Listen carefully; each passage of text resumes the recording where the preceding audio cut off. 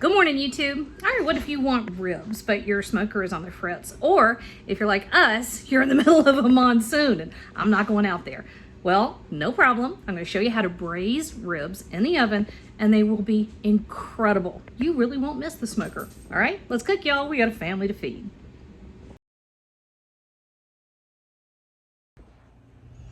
So Blaine and I got real excited. We got a bunch of ribs and we were both really looking forward to firing up it's a grill. I was actually going to show him how to smoke ribs without having a smoker. Anyway, then Hurricane Fred moved in. Not only has it been raining for 2 days, the weather forecast says rain for another week. So I figured, you know what? You can get results that are absolutely phenomenal, fabulous, fall off the bone, all the flavor that you want. And you can do it in the oven. So here's what we're going to do. I'm going to show y'all how to do these ribs in the oven. Okay, so if you don't have a smoker, if you don't have someplace outside to cook, it's no problem. You can still do this. All right, so I have 2 racks of ribs, spare ribs. Okay, these are not baby backs. If they were baby backs, you would have had a cut right across here. This piece would have been removed, and you would have had this strip. Okay, that's normally what you see. They're more expensive if you buy them that way, and you end up with less meat. So I kind of feel like, you know, why do I do that? Let me show you the big trick. What I'm doing right here, the big trick, and this is where a lot of home cooks kind of get sideways when trying to do ribs, or do, you know, even if you have ribs, or have a smoker, or have a grill, or have, you know, all the equipment, a lot of times this is where folks go wrong. All right, so the big problem, you see the color of that right there? You see that? Wait, there it is. That's called silver skin. And it's simply a membrane, and it's very, it's tough. And it's never going to tenderize. It's never going to render. It's not fat. It is a connective tissue. And if you don't pull it off of here, you know, your ribs are going to be fine. They're not ever going to be that fall off the bone tender that most folks are looking for. All right, so we're just simply going to remove it. And I've read a million folks talking about, oh, you just lift it up and you slip the tip of your knife under and you pull it right off. I don't think I've ever had one come off that easy. And then you're supposed to be able to just grab that with a paper towel and peel it back. Nope. I've always had them. They were kind of fiddly, and you have to take the tip of your knife, like I'm doing right here, pull the silver skin away from the meat, and just use the tip of your knife to separate them, okay? Sometimes, yeah, I've been able to pull a strip off without a big problem, but it doesn't happen very often. Like right now, that part just doesn't want to turn loose. But this is the first step. Let's see, can I get one to pull at all? Just so y'all can see a little bit. Nope, okay. Anyway, see that? Gross. We're getting rid of that. So I'm not gonna make you sit here and watch me do this whole thing. It's literally pulling this piece off. This one I did a minute ago and it actually went pretty fast. But of course the one that I want to show you on camera is gonna be the one that is super fiddly and it's gonna take forever. All right, let's see if I can pull any at all back. Nope, it's just gonna take me a minute. All right, I'm gonna sit here and get this stupid piece of silver skin to come off of here. Wait a minute. Can you see my knife tip right here? Theoretically, you grab that and pull it back. It's just not gonna turn loose. Okay, so in the meantime, just use your tip of your knife and eventually, give it a minute, you'll get all the way to the other side. Okay, that took a stupid amount of time.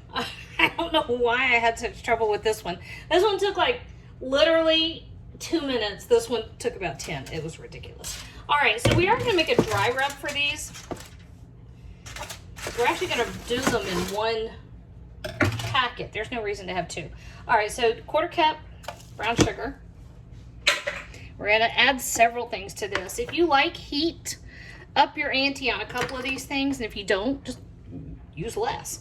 1.5 tablespoons of cumin, 2 tablespoons of garlic powder, tablespoon of onion powder, 2 teaspoons of kosher salt, 2 teaspoons of black pepper. Where is the freaking camera? There. 2 teaspoons of black pepper, 1.5 tablespoons of red pepper flake, a good teaspoon of cayenne pepper. If you like more heat, use more red pepper flake and more cayenne pepper. If you don't like heat, kind of skip those all together. A tablespoon of smoked paprika, and a tablespoon of accent, which is MSG. And before y'all start yelling at me, you do realize that most of the studies have come out and said, you know, the whole MSG thing was a myth. If you don't want to use it, don't use it. If you do want to use it, use it. It's that easy. I like it. I really like it in meats, especially meats that have a lot of connective tissue. It really helps in developing just that rich, savory. All right, so it's not going to be perfect. We have a few little, my brown sugar got hard. There we go. Ta-da. All right, so we're going to rub our ribs. You know what I do want to get? I'll get some mustard. Give me just a second. Let me grab something. Kinsley's mad at me because I just told her she can't make brownies while the ribs are in the oven because they cook at 2 different temperatures. All right, this is just plain old yellow mustard, y'all. No magic amount, just some. And then we're brushing it in. I've been on a binge lately watching, what all have I watched? High on the Hog, a lot of barbecue stuff in that. Pretty remarkable. Chef, Pitmaster Edition, pretty remarkable there. I want to go to Mexico. I want to go to Mexico and have the tacos that woman makes. Oh my gosh. Whoop, let's put mustard on my stove. All right, so mustard and our dry rub. This is it.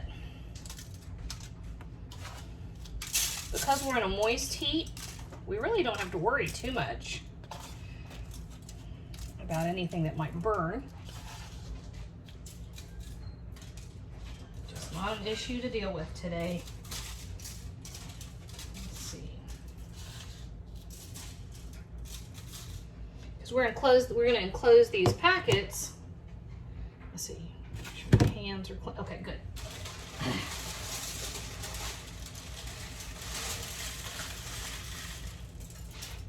We're going to enclose our packets. I knew it! I still need to wash my hands. I was trying to make sure I didn't touch pork and then touch something else. This is a mustard bottle. I'll disinfect that too.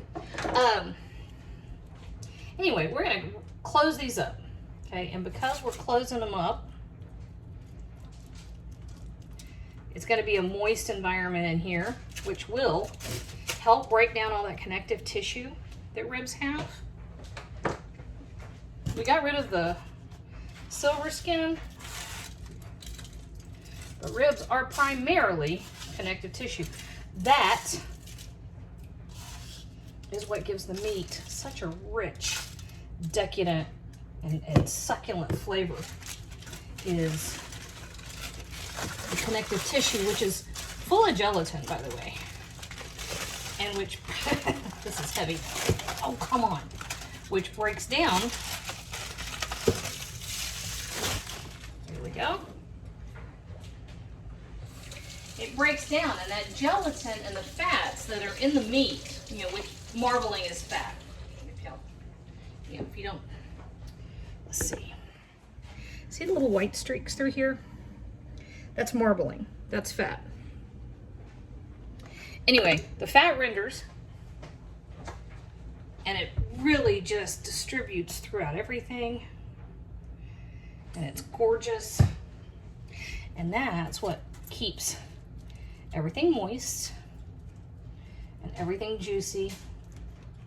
And then the collagen is what gives it that rich oomph, you know, the kind of umami bomb.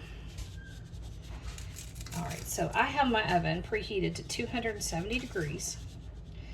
That's not good. It's not fast enough. We're doing low and slow, y'all.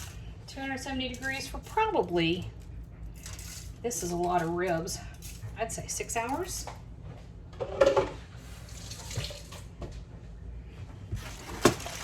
We're not going to open the oven. We're not going to touch anything. We're just going to let it do its own sweet thing. All sealed up. That is a gorgeous present. All right, 6 hours, 270 degrees. 8 pounds. That's what that is.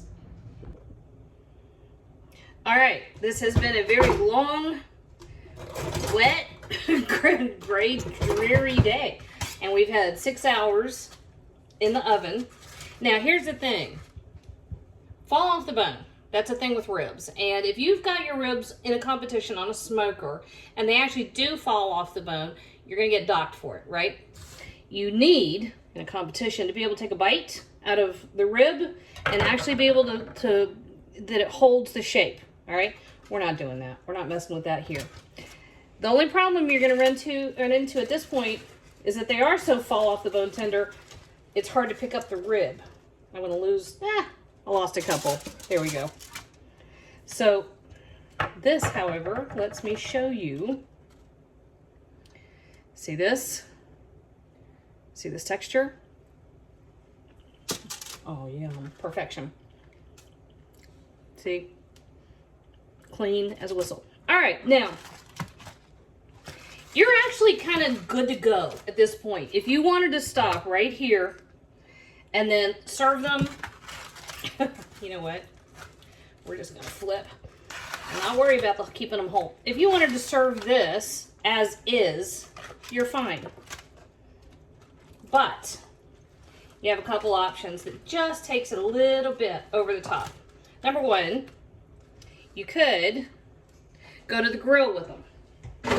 However, like I said earlier, we are not in grill season. There is a monsoon coming down outside and I'm not going to go stand in it no matter how much I love barbecue.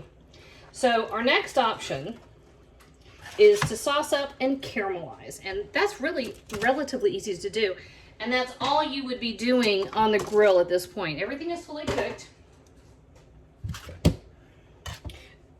Don't look at this one. Wait a minute. Wait, let me swap out. There. You can look at this one. All right. All I'm going to do is brush some barbecue sauce over the top of here and run it under the broiler. And that's literally just to kind of caramelize the sauce and give it kind of those, you know, if I am patient enough, I'll be able to get those charred bits. Well, I've lost my other barbecue brush. There we go. So that's the only reason why we're doing it, is to get some of that. We're mimicking the grill without the grill. All right, so whatever barbecue sauce you like. I have made my own barbecue sauce for years. However, there is a brand of barbecue sauce that is just, I grew up with it. Starts with a K. It's the cheap one. You know, the bottle. Old fashioned, the original, the whole 9 yards. That's the one I use when I don't make my own.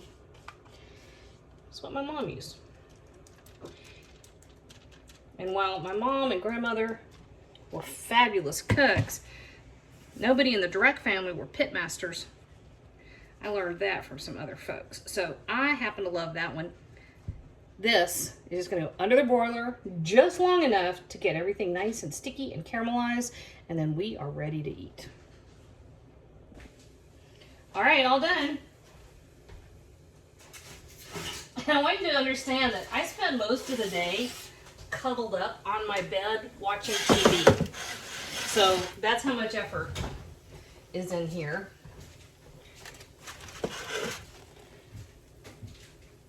Da, da, da. Perfect.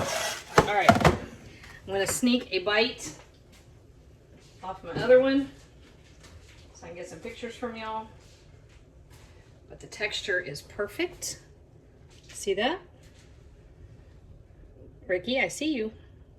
Mm.